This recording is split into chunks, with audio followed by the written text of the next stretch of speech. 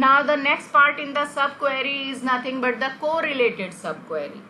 And the first one which I told just now, that is also called the simple subquery or you can say independent subquery.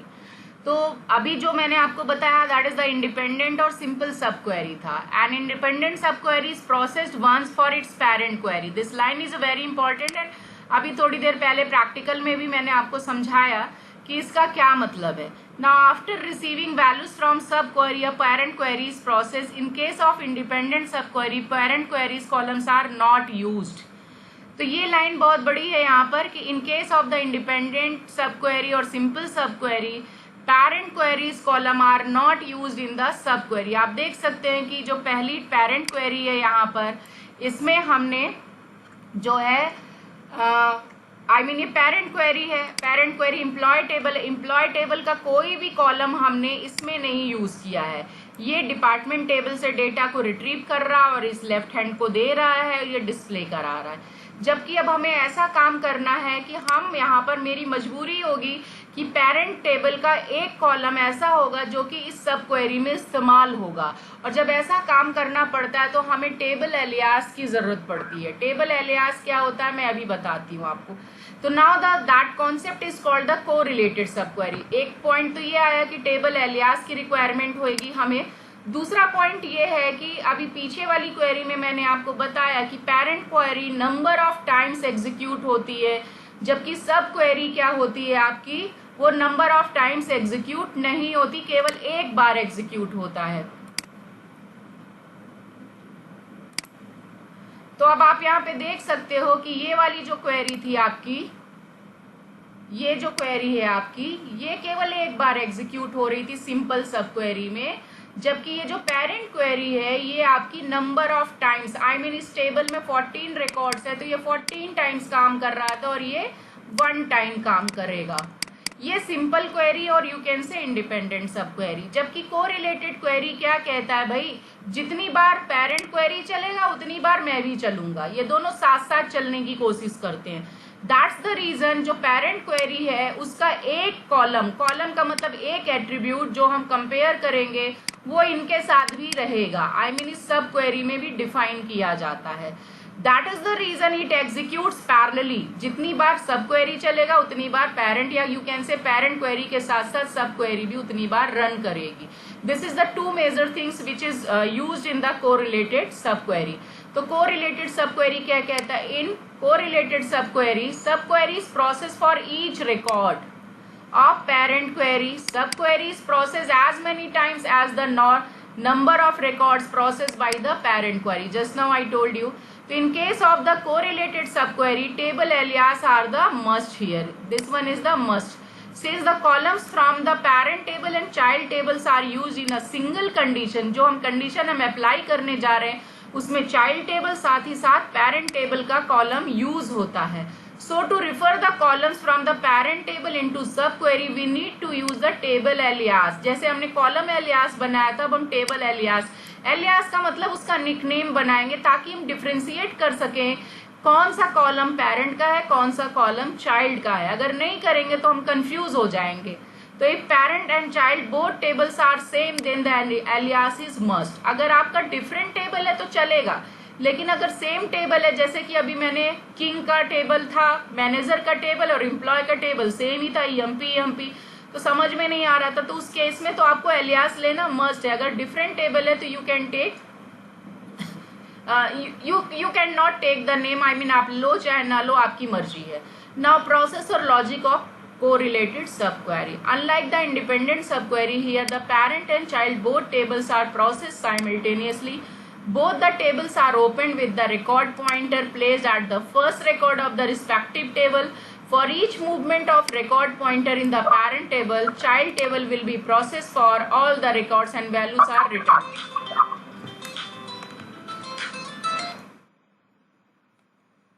Child table processed here. Just hold down here.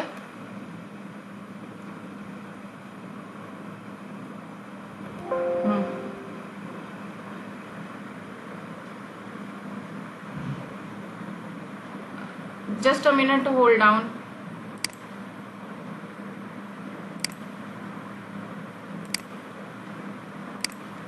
now muted. Hello, हाँ बोलो। तो आज ही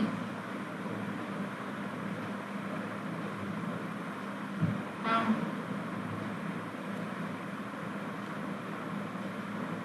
तो कितने kilo वाले चाहिए? तो deliver करना है क्या? चलो ठीक है, दे दो। हाँ, मैं लेक्चर ले रही थी।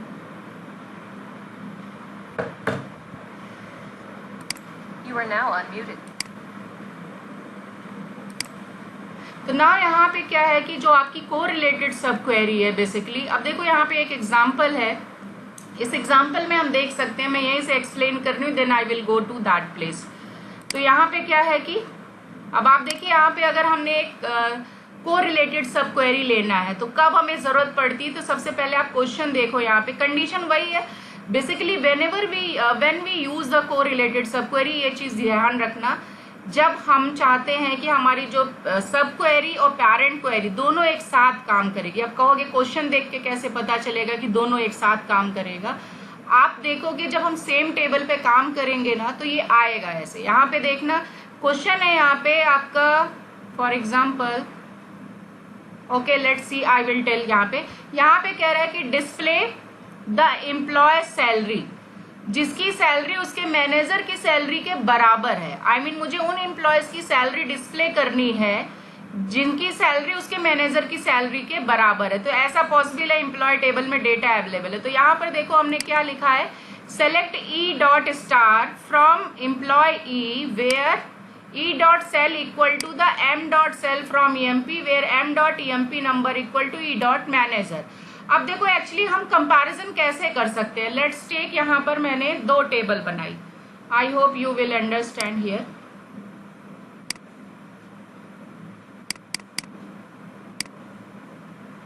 ये एक टेबल है,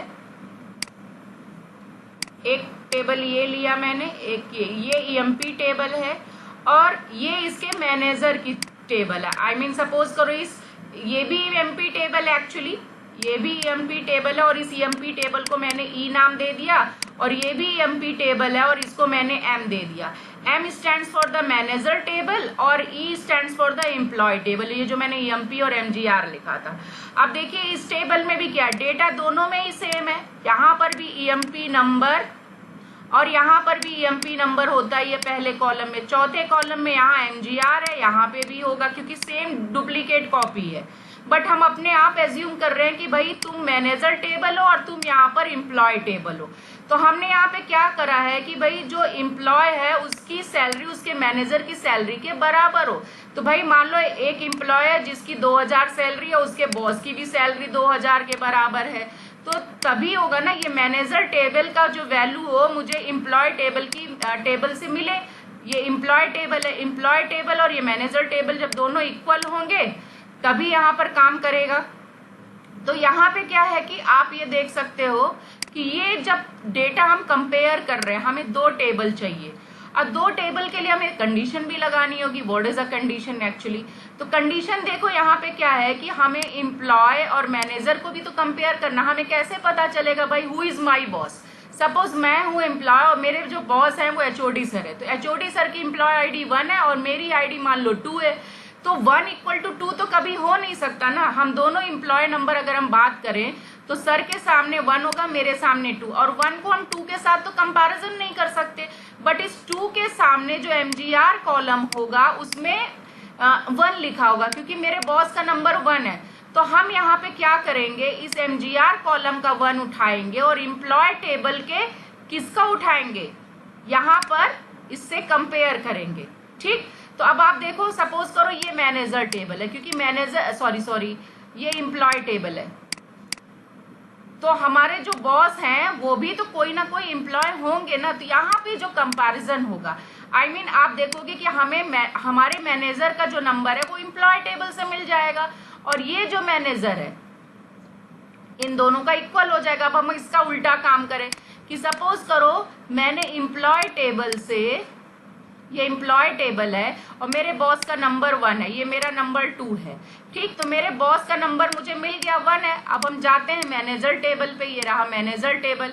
मैनेजर टेबल में जो पहला कॉलम है एम्प्लॉय नंबर, तो अब यहाँ पे फिर से 1 2 3 चालू होगा, तो हम यहाँ से क्या लेंगे, ये 1 लेंगे, इस 1 को लेंगे और मेरे वाले एम्प्लॉय टेबल के मैनेजर कॉलम से, यानी कि एम्प्लॉय टेबल का MGR, भाई मैंने अपनी टेबल से क्या ढूंढा है, HOD का नंबर, मैनेजर नंबर, तो एम्प्लॉय टेबल, ये एम्प्लॉय टेबल है और डॉट के बाद कॉलम का नाम है, तो MP.MGR इक्वल टू क्या होगा, अब हम जाएंगे, ये मैनेजर टेबल है तो मैनेजर का नाम सपोज करो ये भी EMP है, तो मैंने क्या लिखा यहाँ पर EMP नंबर, क्योंकि मैंने मैनेजर टेबल सपोज करो इस EMP का मैंने यहाँ M नाम रख दिया, तो इसको काट के मैं यहाँ M लिख रही हूँ, तो M.एम्प्लॉय नंबर, तो मैनेजर का क्या मैंने निकाला, एम्प्लॉय नंबर निकाला, मैनेजर का एम्प्लॉय नंबर निकाला और एम्प्लॉय के मैनेजर नंबर के बराबर किया।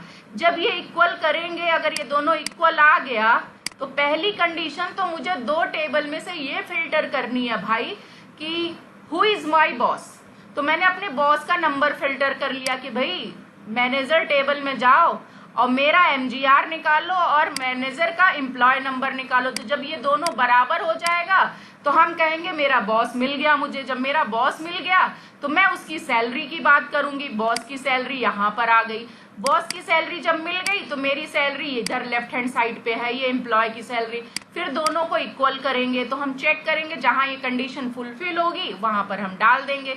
तो आपने देखा कि यहाँ पर, अब मैं देखो यहाँ पर क्वेरी लिख के ही दिखाती हूँ आपको, that is practically I will run this, तो रन करेंगे तो यहाँ पर हम देखते हैं कि क्या कैसे करेंगे। यहाँ पर अब मैं यहाँ पे एक्सप्लेन कर दे रही हूँ।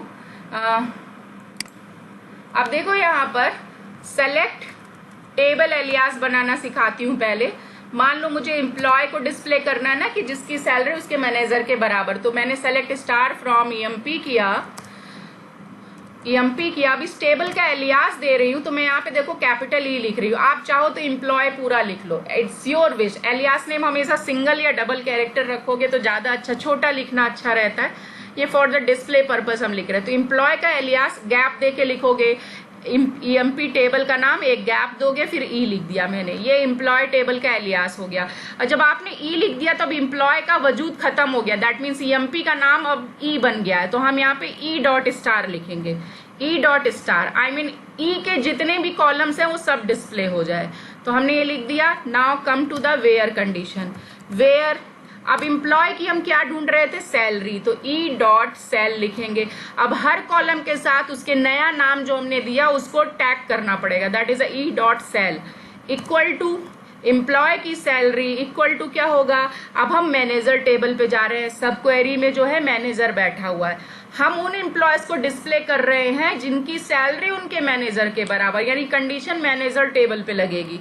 तो सेलेक्ट, अब मैं यहाँ पर लिखने जा रही हूँ सैलरी, लेकिन किसकी सैलरी, मैनेजर की, तो मैं यहाँ पर उसका नाम अभी पहले से माइंड में सोच लिया है, तो मैंने लिख दिया कि मैनेजर की टेबल M है और उसकी सैलरी तो सेल ही होगी। फ्रॉम कहाँ से, EMP टेबल से ही लेंगे, EMP का M नाम रखेंगे। तो ये देखो अब यहाँ पर जो एम्प्लॉय का नाम है रखा है मैंने M रखा है, इससे ये इंडिकेट हो रहा है कि ये जो टेबल है M वाली ये मैनेजर के लिए, तो हमने मैनेजर की सैलरी निकाल ली।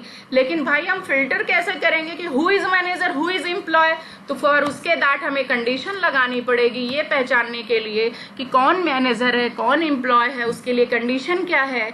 तो हम क्या करेंगे, एम्प्लॉय का मैनेजर नंबर, तो E देखो E टेबल कहाँ पर है, ऊपर पेरेंट क्वेरी में है, ये देखो E जो नाम था वो पेरेंट क्वेरी का था, तो E कॉलम यहाँ पर यूज होने जा रहा है, E.MGR यानी एम्प्लॉय का मैनेजर नंबर लेंगे। भाई एम्प्लॉय का मैनेजर ढूंढ रहे हैं, यानी मेरा बॉस कौन था वो ढूंढा, तो ये देगा E.MGR। अब बॉस का नंबर ढूंढना है तो किस टेबल में जाना पड़ेगा, M.EMP नंबर। भाई मैनेजर टेबल से तो एम्प्लॉय का नंबर लेंगे ना,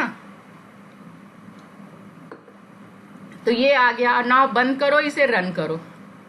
तो ये जो कंडीशन है ये केवल फिल्टर करके ये देगा भाई तुम दोनों में से बॉस कौन है, एम्प्लॉय और, तो आप ये कहोगे ये कोरिलेटेड कैसे बनी, कोरिलेटेड सब क्वेरी ये कहता है कि ये जो डिस्प्ले कहाँ से करा रहे थे, एम्प्लॉय टेबल से, एम्प्लॉय टेबल का एक कॉलम यहाँ यूज हुआ, ये रहा E.MGR, E stands for the employ table.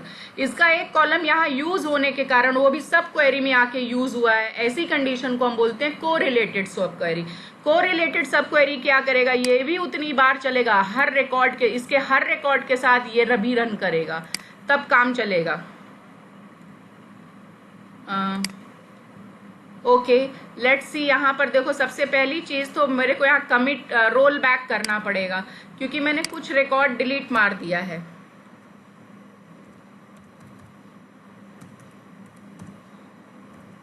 और एक प्रॉब्लम और है, अब इसमें बोल रहा है e.mgr इनवैलिड।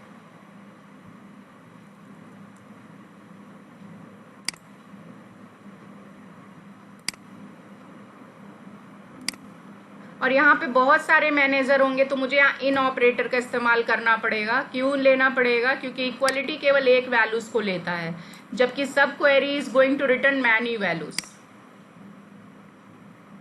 अब कह रहा है कि नो डेटा फाउंड। ऐसा तो है नहीं कि किसी की भी सैलरी, ये क्वेरी काम कर रही है पर उसे ऐसी कोई भी एम्प्लॉय नहीं मिला है जिसकी सैलरी जो है वो मैनेजर की सैलरी के बराबर है। Let's see. चलो अच्छा, अगर मैं यहाँ पर देखूं कि एम्प्लॉय की सैलरी उसके मैनेजर की सैलरी से ज्यादा है क्या, तो मैं यहाँ ग्रेटर का सिंबल लगाती हूँ, क्योंकि ऐसा कोई एम्प्लॉय नहीं मिला, क्योंकि ये बोल रहा है नो डेटा फाउंड, तो इसका मतलब दोनों की सैलरी कहीं बराबर नहीं है।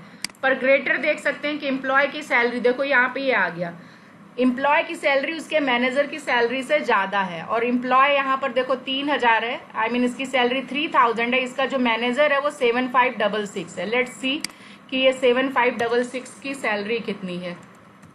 Select star from EMP where EMP number equal to 75, manager number जो है 7566। इसको मैंने रन किया, देखते हैं इसकी सैलरी कितनी है। इसकी सैलरी आप देखिए 2975 है, यानी 25 रुपए कम है एम्प्लॉय की सैलरी। ऐसी भी सिचुएशन होता है कि कंपनियों में जो एम्प्लॉय की सैलरी होती है वो ज्यादा होती है और जो उसका बॉस होता है उसकी कम होती है। उसका रीजन भी ये होता है कि उसकी ज्वाइनिंग जो है एम्प्लॉय की वो पहले होती है, तो उसकी सैलरी में इंक्रीमेंट लगते लगते वो, अभी ये हो सकता है ये जो बॉस है वो न्यूली ज्वाइंड हो, और न्यूली ज्वाइंड होने की वजह से इसकी सैलरी अच्छी खासी है, उसने ज्वाइन किया तो 2975 पे ज्वाइन किया, जबकि एम्प्लॉय 1000 पे ज्वाइन किया था, पर वो 20 साल से काम कर रहा है। उस पर इतने इंक्रीमेंट्स लगे कि उसकी सैलरी जो है उसके मैनेजर की सैलरी से बढ़ गई। अब देखो यहाँ पे अगर मैं इसे लेस देन कर दूं तो उन सभी को, ऑब्वियस सी बात है, एम्प्लॉय की सैलरी तो अपने मैनेजर से कम होएगी, 99% केसेस में ये ट्रू होता है। तो बट यहाँ पर डेटा है कि नहीं है, यस 11 लोग सेलेक्ट हुए हैं जिनकी सैलरी अपने मैनेजर की सैलरी से कम है। ठीक, क्योंकि किंग का कोई बॉस नहीं है, एक तो वो रिकॉर्ड हो गया, और अभी 2 रिकॉर्ड ऐसे मिले थे जिनकी सैलरी उनके मैनेजर से ज्यादा थी, इसलिए 11 आ गया, 3 कम हो गए। तो 11 लोग ऐसे हैं जिनकी सैलरी अपने मैनेजर की सैलरी से कम है। This is the way you can do the correlated sub query. अब देखो यहाँ पर क्या है कि अगर मैं ये बोलूं सेम यहाँ पर क्वेरी में चलाऊं, सेम क्वेरी अगर मैं चलाऊं हायर डेट के लिए, मैंने यहाँ पर बोला कि उन लोगों को डिस्प्ले करो या उन एम्प्लॉयज को डिस्प्ले करो जो अपने मैनेजर से पहले ज्वाइन करे हों। पहले ज्वाइन किया हो तो हम यहाँ पे लिखेंगे, कुछ नहीं कर रही हूँ, सैलरी की जगह हायर डेट कर दूंगी मैं। Higher date is nothing but the joining. तो यहाँ पे क्या है कि where E.higher date is less than the M.higher date। अब देखो यहाँ पे लेस देन क्यों किया मैंने, जबकि मैंने अंग्रेजी में क्या बोला, display those employ whose joining is before his manager. तो बिफोर का मतलब क्या होगा, यहाँ पे जो हायर डेट होगा आपका वो लेस होना चाहिए ना मैनेजर क्या। चलो पहले रन करते हैं फिर देखते हैं। अब देखो यहाँ पे क्या है कि ये जो है आपका मान लीजिए यहाँ पर 7698 ये एक एम्प्लॉय है और इसकी ज्वाइनिंग डेट जो है आप ये कहिए 5/1 आई मीन मई में ज्वाइन किया है उसने। ये डेट मिडिल में होता है, मंथ यहाँ पे कॉर्नर पे है, तो 1981 में है और इसका बॉस जो है 7839 है। तो आई वांट टू चेक कि ये जो मई में एम्प्लॉय जो है वो मई में ज्वाइन किया, मई है, जून है और अप्रैल है, 81 के ही कह लो। तो यहाँ पर हम देखते हैं कि ये जो हमारा 7839 है इसकी ज्वाइनिंग डेट क्या है। तो select star from MP where EMP number equal to 7839।